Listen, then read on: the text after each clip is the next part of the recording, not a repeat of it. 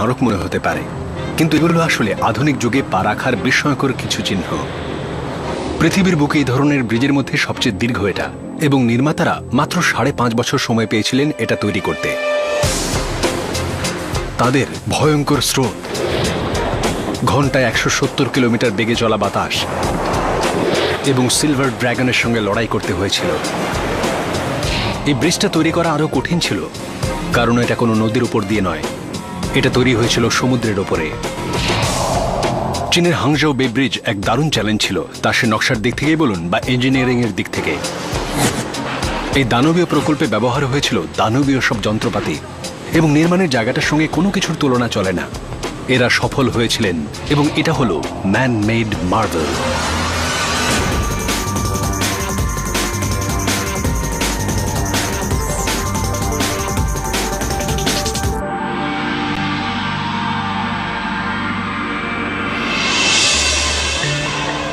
স্বপ্নটা ছিল চীনের দুই সবচেয়ে ব্যস্ত শহরকে আরো কাছাকাছি নিয়ে আসা। শহর দুটো রয়েছে পূর্ব চীন সাগরের এক বিশাল উপসাগর হ্যাংঝৌ বের দুই পারে।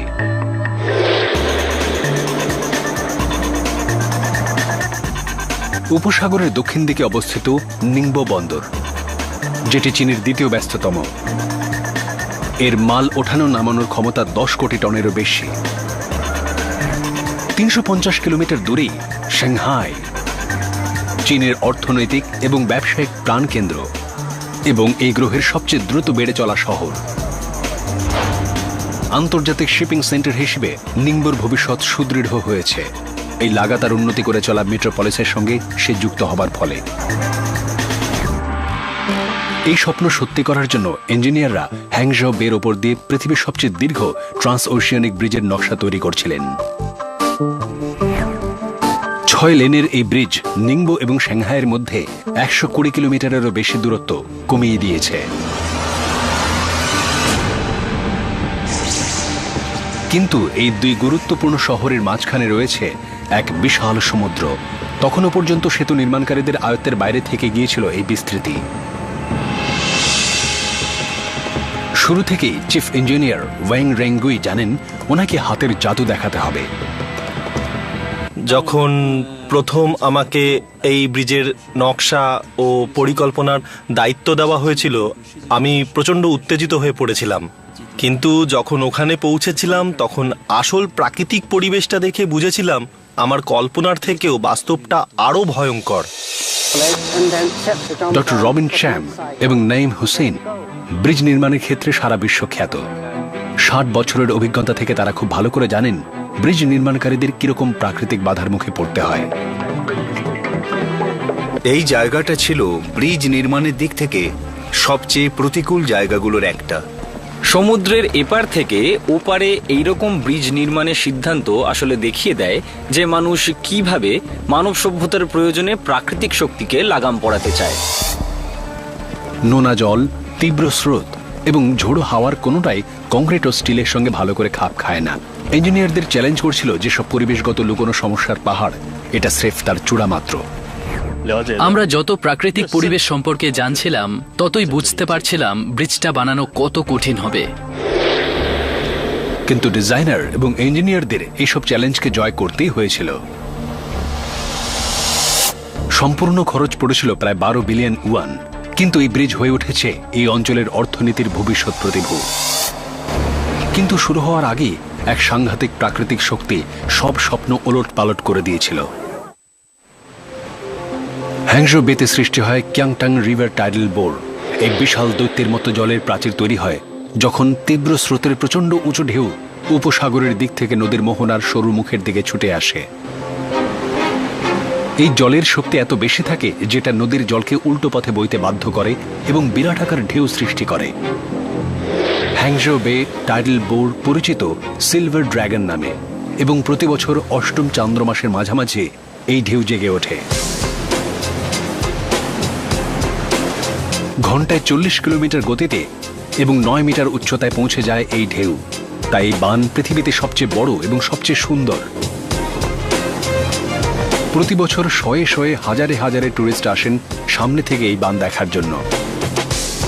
কিন্তু এই প্রাকৃতিক বিশ্ব সম্পর্কে আগে থেকে কিছু বলা যায় না এবং এটি বিপজ্জনকও।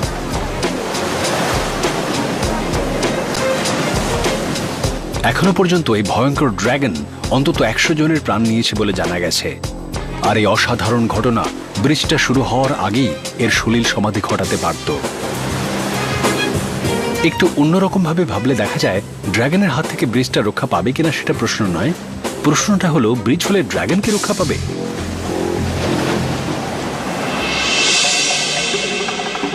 ডিজাইনাররা কাজ শুরু করার আগে হাইড্রোলজিস্টদের দেখে নিতে হচ্ছিল তাদের লড়াইটা ঠিক কিসের সঙ্গে। ব্রিজ হলে উপসাগরে জলের স্রোত বদলে যেতে পারে, তার ফলে সিলভার ড্রাগন মানে বহু কোটি টাকার টুরিস্ট অ্যাট্রাকশন ধ্বংস হয়ে যেত।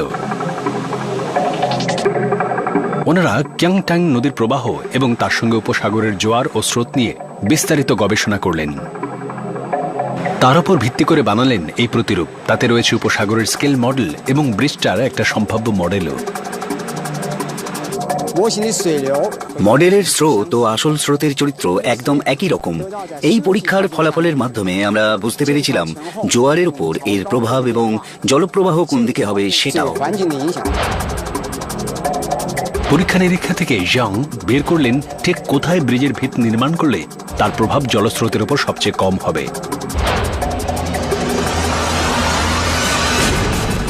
এর ফলে ব্রিজটা তৈরি হচ্ছিল স্রোতের সঙ্গে শান্তিপূর্ণ সহাবস্থানে। 36 কিলোমিটার লম্বা হ্যাংজাও বেকে এফোর ওফোর করে বিশাল এস শেপের ওপর। এর ফলে ব্রিজের নিচ দিয়ে জল মসৃণভাবে বইতে পারছে এবং এর ফলে যেটা হয়েছে সেটা হলো হাইড্রোলজি ও বানের উপর এর প্রভাব পড়ছে সবচেয়ে কম। এস শেপের ফলে বার্ষিক ড্রাগন টাইডের উপর এর কোনো প্রভাব পড়ছে না এবং এর অন্য একটা জীবনদায়ী সুবিধাও আছে। যদি ব্রিজটা সোজা বা দীর্ঘ বানানো হতো তাহলে সব চালকরাই তাদের চোখের সামনে একটা কালো সুড়ঙ্গ দেখতে পেতেন। সেটা খুব একঘেয়ে হয়ে যেত। সত্যি বলতে কি সেটা খুব বিপজ্জনক হতো, কারণ দীর্ঘ পথ গাড়ি চালালে মানুষ বোর হয়ে যেত। 10 বছর পরিকল্পনা করার পর এবং 50টারও বেশি আলাদা আলাদা পরিবেশগত সমীক্ষার পর নকশা চূড়ান্ত হয়েছিল। পৃথিবীর সবচেয়ে দীর্ঘ সমুদ্রের উপরের ব্রিজ সবুজ সংকেত পেয়েছিল।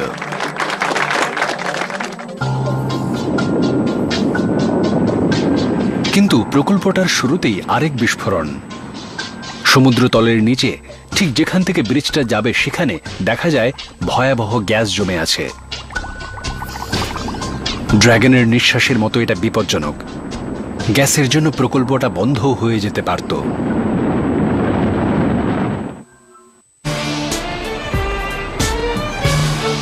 স্বপ্নটা ছিল দুই গুরুত্বপূর্ণ শহর নিংবো এবং সাংহাইকে যুক্ত করা এবং এই পুরো অঞ্চলটাকে একটা অভূতপূর্ব উন্নয়নের বেড়াজালে বেঁধে ফেলা।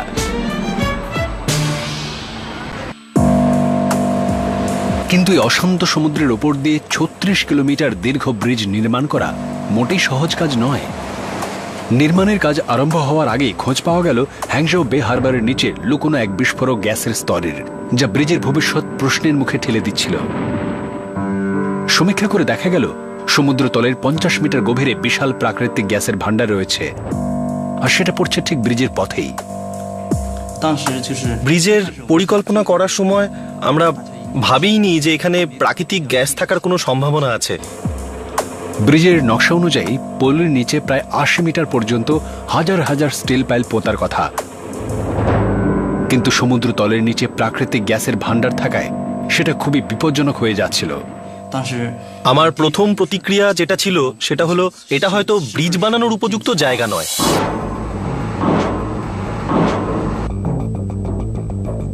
জমে থাকা গ্যাসের মধ্যে পাইল ঢোকানো খুবই মুশকিলের। নিয়ন্ত্রণ ছাড়া গ্যাস বেরোলে তার ফলে ব্রিজের ভিতের ক্ষতি হতে পারে। একটা ছোট স্ফুলিঙ্গ গ্যাস ও জ্বালানিতে আগুন ধরিয়ে মারাত্মক বিস্ফোরণ ঘটাতে পারে। যখনই পাইল ঢোকানো হচ্ছিল তখনই বিপদ ঘটার আশঙ্কা তৈরি হচ্ছিল। একটা সমাধান খুঁজে না পাওয়া পর্যন্ত নির্মাণের কাজ স্থগিত রাখা হলো। তখন আমরা খুবই চিন্তিত হয়ে পড়েছিলাম। তখন এটাই ভাবছিলাম যে যদি না প্রাকৃতিক গ্যাসকে নিয়ন্ত্রণ করা যায় তাহলে সেটা আমাদের নির্মাণের ক্ষতি করতে পারে। এবং ব্রিজের স্থায়িত্বের ওপরও প্রভাব পড়তে পারে। যে পকেটগুলো সবচেয়ে চাপযুক্ত গ্যাস জমে রয়েছে, ভয় বেশি সেগুলো থেকেই। এই পকেটগুলো বেলুনের মতো লাফিয়ে উঠতে পারে ধ্বংসাত্মক শক্তি জড়ো করে। কিন্তু খুব ভালো করে গ্যাস ফিল্ডের সমীক্ষা করার পর এবং প্রথম সারির বিশেষজ্ঞ ইঞ্জিনিয়ারদের সঙ্গে আলোচনার পর একটা সমাধান বেরিয়ে এলো। আমরা এটাকে বলি নিয়ন্ত্রিত গ্যাস নির্গমন। যেখানে গ্যাস সবচেয়ে ঘন, আমরা সেই জায়গাগুলোকে বাছলাম, তারপর সেখানে গর্ত করে গ্যাস বেরিয়ে যাওয়ার জায়গা করে দিলাম। গ্যাসের খনির মধ্যে ছোট ছোট পাইপ ড্রিল করে ঢুকিয়ে দিয়ে সেগুলোকে প্রেসার ভালভের সঙ্গে লাগিয়ে দেওয়া হলো। খুব ধীরে গ্যাস বেরিয়ে যেতে দেওয়া হলো, যতক্ষণ না চাপ এতটাই কমে যায় যে ব্রিজের আর কোনো ঝুঁকিই থাকবে না। এই সমাধান সূত্র ছিল খুবই অভিনব এবং এর ফলে ইঞ্জিনিয়াররা খনি অঞ্চলের আশপাশে নয়, মধ্য দিয়ে পথ করে নিতে পারল, আর প্রকল্পটাও আবার নিজের পায়ে উঠে দাঁড়ালো। পৃথিবীর সবচেয়ে দীর্ঘ ট্রান্স ওশিয়ানিক ব্রিজ বানানোর জন্য তাদের প্রথমে ৬,০০০ স্টিল পাইল সমুদ্র তলের মধ্যে পুঁততেই হতো।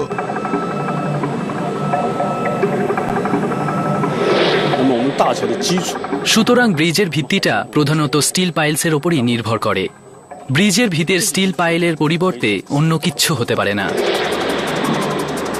প্রতিটা পাইল পাথরের সমুদ্র তলের নিচে ৮০ মিটার গভীরে ঠুকে ঠুকে ঢুকিয়ে দিতেই হবে এবং এরাই বছরের পর বছর নোনা জলের মধ্যে ডুবে থাকবে। এই কাজটা খুবই গুরুত্বপূর্ণ এবং ব্যর্থতার কোনো স্থানেই নেই এখানে। সাফল্য নিশ্চিত করার জন্য ওনারা ঠিক করলেন কনস্ট্রাকশন সাইটের কাছে এই বিশেষ ধরনের পাইল বানানোর জন্য কারখানা বানাবেন। এখানে ২২ মিলিমিটার পুরো স্টিলের শিট, ১.৫ মিটার চওড়া এবং ৯০ মিটার লম্বা বিশাল টিউবের গায়ে জড়ানো হয়। প্রত্যেকটা টিউবকে খুব ভালো করে দুবার ওয়েল্ডিং করা হয়, প্রথমে ভেতর থেকে, তারপর বাইরে থেকে। ওনারা একটা স্পেশাল কপার প্লেটেড অ্যালয় ব্যবহার করেন স্টিলগুলোকে একসঙ্গে ওয়েল্ড করতে। তামা খুব ভালো তাপ পরিবাহী এবং ওয়েল্ডিং ওয়্যারের তাপমাত্রা বাড়িয়ে দেয়। শেষ হয়ে গেলে তামাটা স্রেফ ভেঙে পড়ে যায়। ৭০,০০০ কেজির কাছাকাছি ওজন হওয়ায় প্রতিটা কলোসাল পাইল রোল করতে ও ওয়েল্ড করতে ৪০ মিনিট সময় লাগে। এগুলো চীনের কোনো নির্মাণ প্রকল্পে ব্যবহার হওয়া স্টিল পাইলের মধ্যে সবচেয়ে লম্বা ও সবচেয়ে শক্তিশালী। কিন্তু এই শক্তিশালী স্টিলের স্তম্ভগুলো প্রকৃতির রোষে জং পড়ে গুঁড়ো গুঁড়ো হয়ে যেতে পারে। তীরে যে পাইলগুলো জমা করা রয়েছে সেগুলো জলে নামানোর আগেই জং পড়ে যাচ্ছে। এই বিশেষ ব্রিজটার ডিজাইন লাইফ ১০০ বছরের। এর কারণ হলো যে উপাদান এতে ব্যবহার করা হয়েছে সেটা ১০০ বছর টিকবে। খুব কম রক্ষণাবেক্ষণ আর কম পর্যবেক্ষণের প্রয়োজন হবে। পাইলগুলোকে সময়ের পরীক্ষা উত্তীর্ণ করার জন্য ওনাদের স্টিলটাকে ক্ষয় থেকে রক্ষা করতে হবে। এই প্রক্রিয়াটা খুবই খরচ সাপেক্ষ এবং সময় খুব বেশি লাগে। প্রথমে পাইলগুলোকে একটা যন্ত্রের মধ্য দিয়ে নিয়ে যাওয়া হয়, যেটা ওর উপরের জং সরিয়ে দেয়।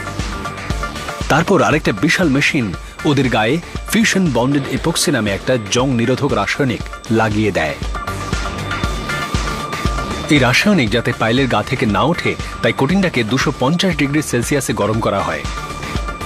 কোথাও তাপমাত্রা একটু কমে গেলে সঠিকভাবে সিলিং হবে না। ইনফ্রারেড সেন্সরের সাহায্যে কর্মীরা সমানে তাপমাত্রা পরীক্ষা করে চলেন। কিন্তু দলটা আত্মবিশ্বাসী যে